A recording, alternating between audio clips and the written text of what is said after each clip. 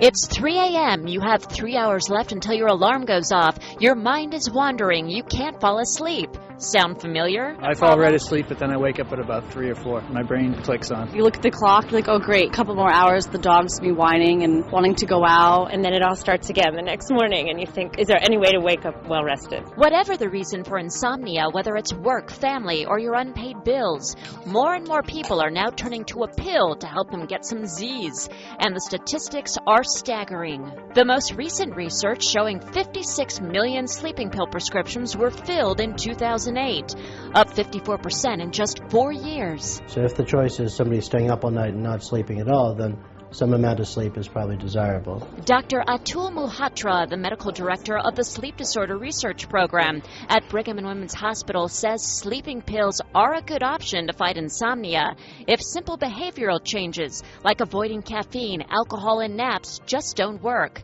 A lack of sleep, he says, can cause an increased risk of a heart attack, diabetes, weight gain, even death. There are probably some risks to sleeping pills, but there are also risks to poor quality sleep, and so that's the message that I'd like to get across, is that sleeping 4 or 5 hours per night is really bad for your health. But one side effect of sleeping pills that some say hasn't made enough headlines is addiction or dependency.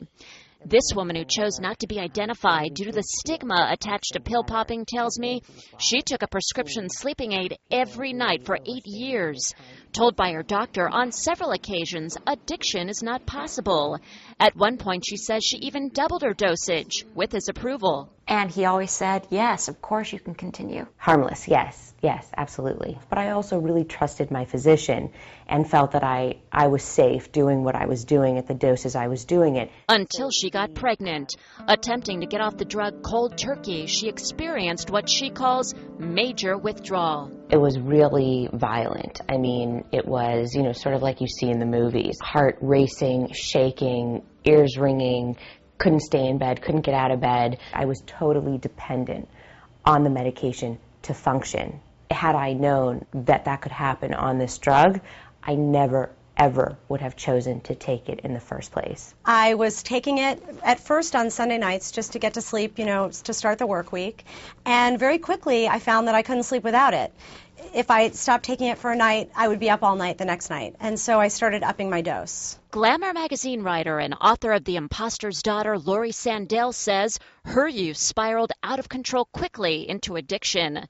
When her doctor wouldn't prescribe her a higher dosage, she says she started doctor shopping. If I saw that I was down to 1 or 2 pills in the bottle, I would not only call various doctors to try to get it, but I would call friends or my mother. You lend me a couple. Even after falling asleep in the bathtub, after taking her meds and nearly drowning, she says she was in denial. It took a second near-death experience to make Sandel go into rehab to get off the pills.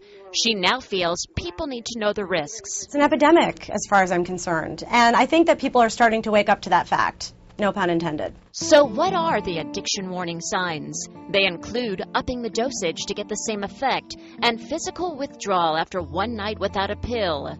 Doctors tell us that sleeping pills, as with every drug, have the potential for abuse, and the benefits should outweigh the risks. But they are relatively safe, they say, if taken as directed, to get that much sought-after night of sleep.